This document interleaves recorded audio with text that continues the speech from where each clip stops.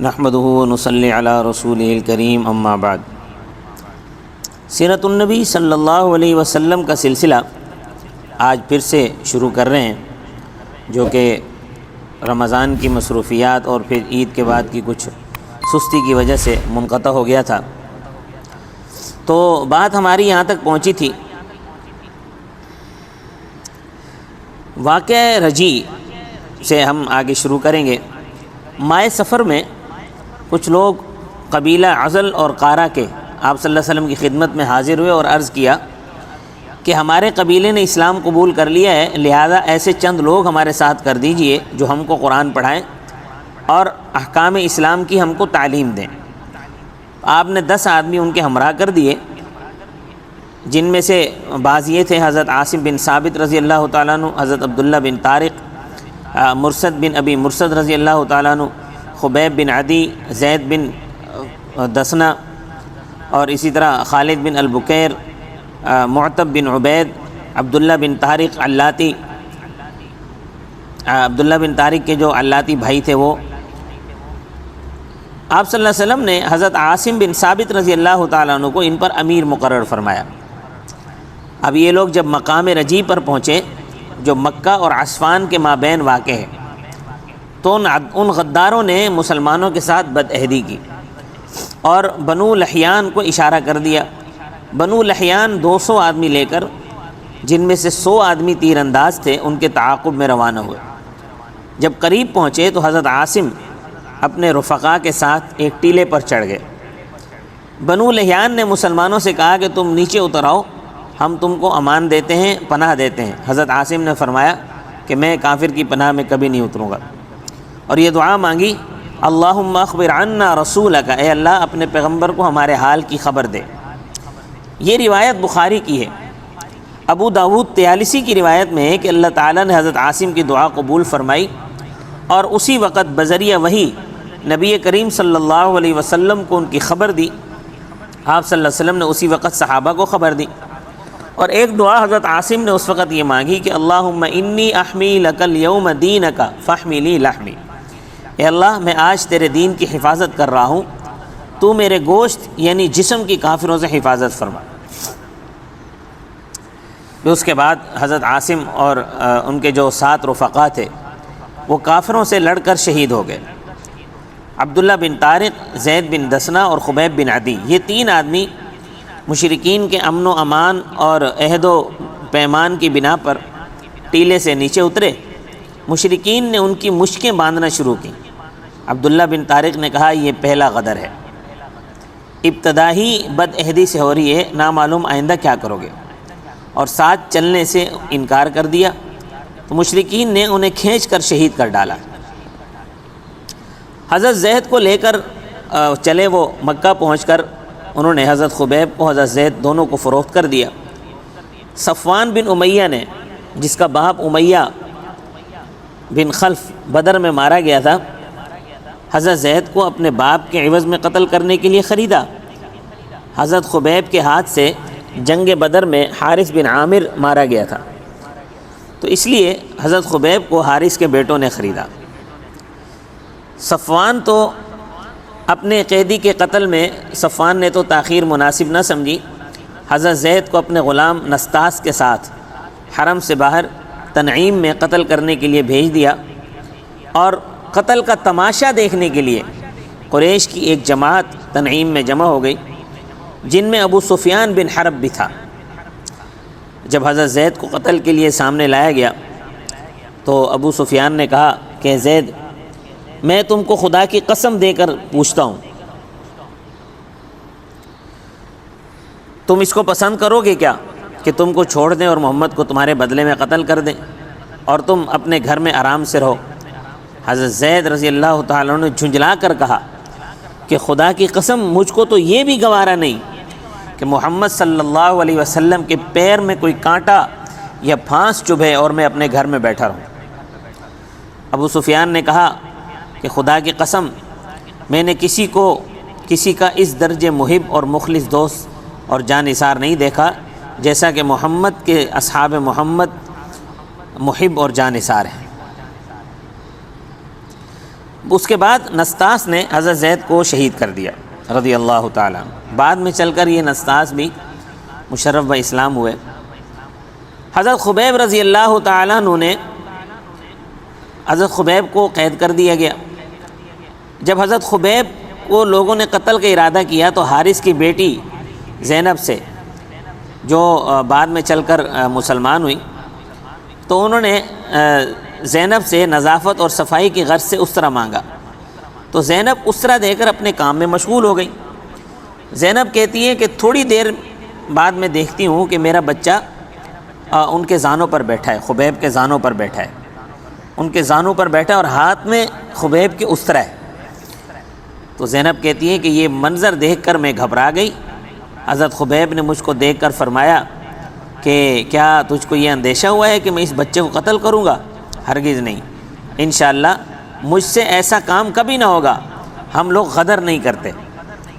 بارہا زینب یہ کہا کرتی تھی کہ ما رأيت أسيرا قط خيرا من خبيب لقد رأيته يأكل من قطعة عنب وما بمكة يومئذ ثمرة وانه لموثق في الحديد وما كان الأرزق رزقه الله، کہ فرماتی ہیں کہ میں نے کوئی قیدی خبیب سے بہتر نہیں دیکھا، البتہ تحقیق میں نے ان کو انگور کے خوشے کھاتے دیکھا، حالانکہ اس وقت مکہ میں کہیں پھل کا نام و نشان نہیں تھا، اور وہ خود لوہے کی بیڑیوں میں جکڑے ہوئے تھے، کہیں جا کر لا نہیں سکتے تھے۔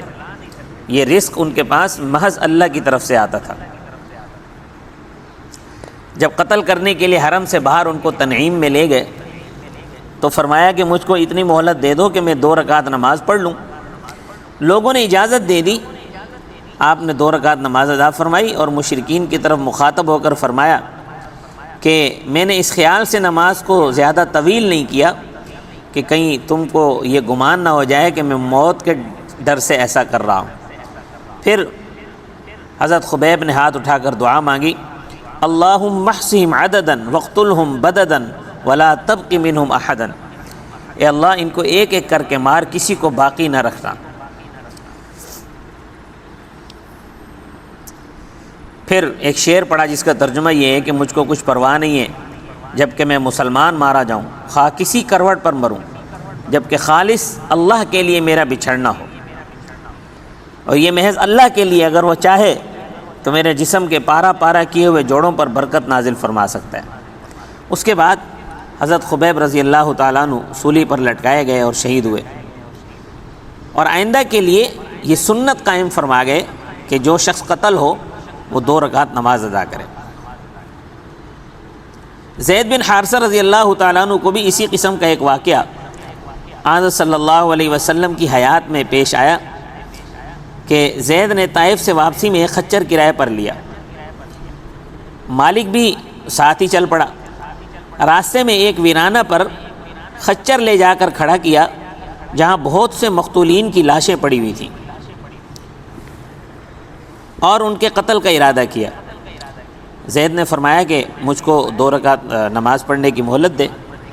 اس شخص نے بطور تمسخر کہا کہ ہاں تم بھی 2 رکعت نماز پڑھ لو، تم سے پہلے ان لوگوں نے بھی نمازیں پڑھی ہیں، مگر نماز نے ان کو کوئی نفع نہیں پہنچایا۔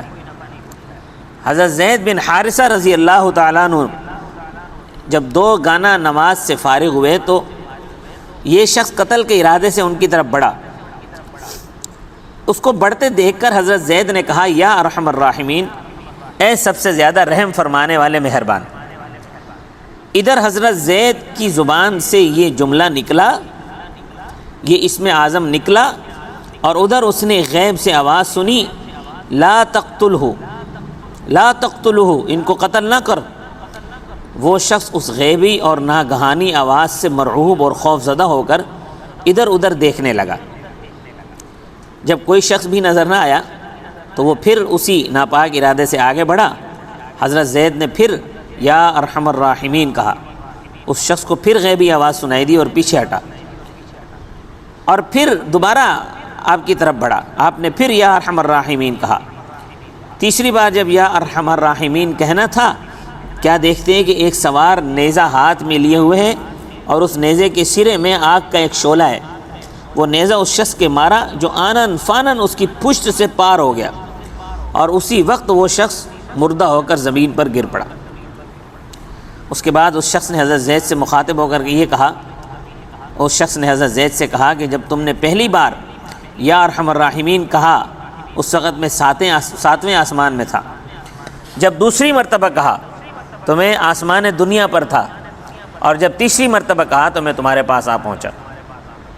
اس روایت کو علامہ سہیلی نے اپنی سند کے ساتھ ذکر کیا ہے۔ علامہ فرماتے ہیں کہ حضرت زید بن حارثہ رضی اللہ تعالیٰ عنہ کو یہ واقعہ رسول اللہ صلی اللہ علیہ وسلم کی زندگی میں پیش آیا۔ مستدرک حاکم میں اب ابو امامہ رضی اللہ تعالیٰ عنہ سے مروی ہے کہ رسول اللہ صلی اللہ علیہ وسلم نے ارشاد فرمایا کہ حق تعالیٰ شانہ کی طرف سے ایک فرشتہ مقرر ہے، جو شخص 3 بار یا ارحم الراحمین کہتا ہے تو فرشتہ اس کے جواب میں کہتا ہے ارحم الراحمین تیری طرف متوجہ ہو گیا ہے، پس مانگ، تو درخواست کر۔ اسی قسم کا واقعہ ابو معلق انصاری رضی اللہ تعالیٰ عنہ کو بھی پیش آیا، جیسا کہ ابی بن کعب اور حضرت انس بن مالک رضی اللہ تعالیٰ عنہ سے مروی ہے کہ رسول اللہ صلی اللہ علیہ وسلم کے صحابہ میں حضرت ابو معلق انصاری رضی اللہ تعالیٰ عنہ بڑے عابد، زاہد اور بڑے صاحب ورع اور تقوی والے تھے، تاجر بھی تھے، تجارت کے لیے سفر کیا کرتے تھے۔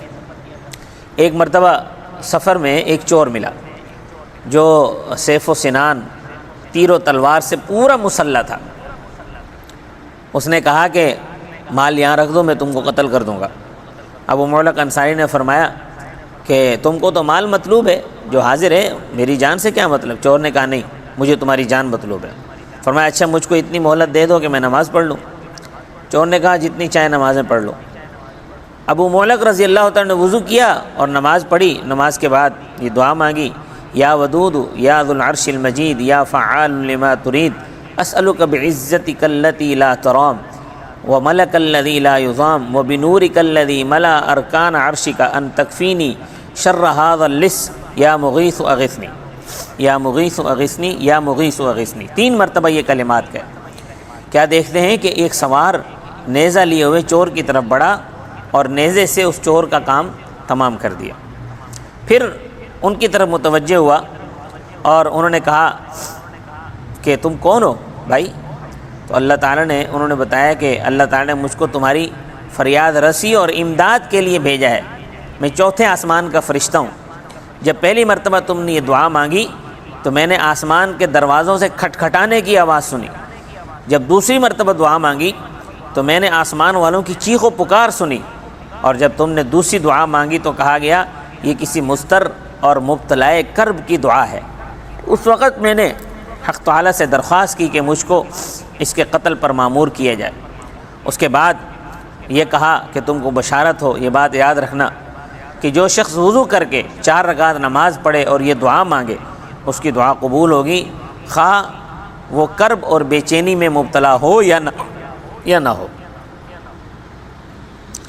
غزوہ احد میں حضرت عاصم نے سلافہ بنت سعد کے 2 لڑکوں کو قتل کیا تھا، اس لیے سلافہ نے یہ نظر کی تھی کہ عاصم کے کاسہ سر میں ضرور شراب پیوں گی، اس لیے قبیلہ حذیل کے کچھ لوگ حضرت عاصم کا سر لینے کے لیے روانہ ہوئے تاکہ سلافہ کے سر حضرت عاصم کا سر فروخت کر کے کچھ قیمت خاطر خواہ قیمت وصول کریں۔ تبری کہتے ہیں کہ سلافہ نے یہ اعلان کیا تھا کہ جو عاصم کا سر لائے گا اس کو 100 اونٹ انعام دیے جائیں گے۔ اب حضرت عاصم کو اس بات کا پہلے شک تھا، اس لیے وہ اللہ تبارک و تعالیٰ سے اپنی لاش کی عصمت و حفاظت کی پہلے ہی دعا مانگ چکے تھے۔ حق تعالیٰ نے دشمنوں سے ان کی عصمت و حفاظت کا یہ انتظام فرمایا کہ زنبوروں یعنی بھیڑ کا ایک لشکر بھیج دیا جس نے ہر طرف سے حضرت عاصم کی لاش کو گھیر لیا اور کوئی کافر بھی ان کے قریب نہ آ سکا۔ اس وقت یہ کہہ کر وہ کافر وہاں سے چلے گئے کہ چلیں جب شام کو یہ زنبوریں چلی جائیں گی تو ہم آ کر پھر اس وقت سر کاٹ لیں گے۔ مگر جب رات ہوئی تو ایک سیلاب آیا جو ان کی لاش کو بہا کر لے گیا، اور یہ سب بے نیل و مرام خائب و خاسر واپس ہوئے۔ قتادہ سے مروی ہے کہ عاصم نے اللہ تعالیٰ سے یہ عہد کیا تھا کہ نہ میں کبھی مشرک کو ہاتھ لگاؤں اور نہ کوئی مشرک مجھ کو ہاتھ لگائے۔ حضرت عمر کے سامنے جب کبھی حضرت عاصم کا تذکرہ آتا تو فرماتے حق تعالیٰ بعض مرتبہ اپنے خاص بندے کے مرنے کے بعد بھی حفاظت فرماتے ہیں، جیسے زندگی میں اس کی حفاظت فرماتے تھے۔ کفار مکہ نے حضرت خبیب رضی اللہ تعالیٰ عنہ کی نعش کو سولی پر لٹکا ہوا چھوڑ دیا تھا۔ رسول اللہ صلی اللہ علیہ وسلم نے حضرت زبیر اور حضرت مقداد رضی اللہ تعالیٰ عنہما کو ان کی نعش اتارنے کے لیے مدینہ سے مکہ روانہ فرمایا۔ جب یہ دونوں رات میں تنعیم پہنچے تو دیکھا کہ 40 آدمی نعش کا پہرا دینے کے لیے سولی کے ارد گرد پڑے ہوئے ہیں۔ حضرت زبیر نے ان لوگوں کو غافل پا کر نعش کو سولی سے اتار کر گھوڑے پر رکھا، اور لاش اسی طرح تر و تازہ تھی، کسی قسم کا اس میں کوئی تغیر نہیں آیا تھا، حالانکہ سولی دیے 40 دن ہو چکے تھے۔ مشرکین کی جب آنکھ کھلی اور دیکھا کہ لاش تو گم ہے، ہر طرف تلاش میں دوڑے، بالآخر حضرت زبیر اور مقداد کو جا پکڑا۔ حضرت زبیر نے لاش کو اتار کر زمین پر رکھا، فوراً زمین شق ہوئی اور لاش کو نگل گئی۔ اسی وجہ سے حضرت خبیب بلیع الارض کے نام سے مشہور ہیں۔ ایک روایت میں ہے کہ جب کفار حضرت خبیب کو قتل کر چکے تو ان کا چہرہ قبلہ رخ تھا، اس کو قبلے سے پھیر دیا، چہرہ پھر قبلہ رخ ہو گیا، بار بار ایسا ہی کیا، بالآخر عاجز ہو کر انہوں نے چھوڑ دیا۔ حضرت عاصم رضی اللہ تعالیٰ کی اس نرالی شان سے حفاظت اور لوگوں کا حضرت خبیب رضی اللہ تعالیٰ کو بغیر کسی ظاہری وسیلے کے انگور کھاتے ہوئے دیکھنا، زید بن حارثہ اور ابو معلق انصاری کا واقعہ، یہ سب اس بات کی دلیل ہیں کہ اولیاء اللہ کی کرامتیں حق ہیں، اور اسی پر اہل سنت کا اجماع ہے۔ حضرت خبیب رضی اللہ تعالیٰ کی یہ کرامت حضرت مریم علیہ السلام کی کرامت کے مشابہ، جس کا ذکر سورہ مریم میں بھی ہے۔ جو شخص مرنے کے قریب ہو اس کے لیے بال اور ناخن کی اصلاح مستحب ہے، یعنی کاٹ لینا مستحسن ہے، جیسا کہ حضرت خبیب نے شہادت سے پہلے اسرہ مانگا اور بارگاہ خداوندی میں حاضری سے پہلے نظافت اور طہارت کو ضروری اور لازمی قرار دیا۔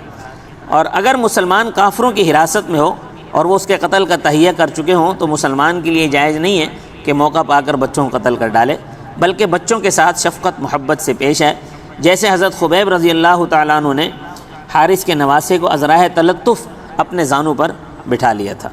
اللہ تبارک و تعالیٰ مجھے اور آپ کو صحابہ کرام کے نقش قدم پر چلنے کی توفیق نصیب فرمائے۔ وما علینا الا البلاغ المبین۔